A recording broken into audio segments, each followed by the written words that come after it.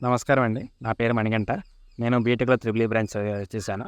నేను శ్రేయస్ వచ్చి 2015లో జాయిన్ అయ్యాను బ్యాంక్ కోచింగ్‌కి.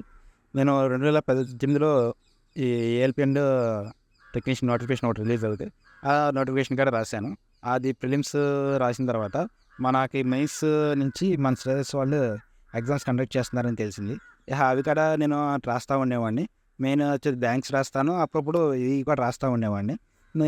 ఏందంటే మెయిన్ అక్కడ టెస్టులు పెడతా ఉంటారు.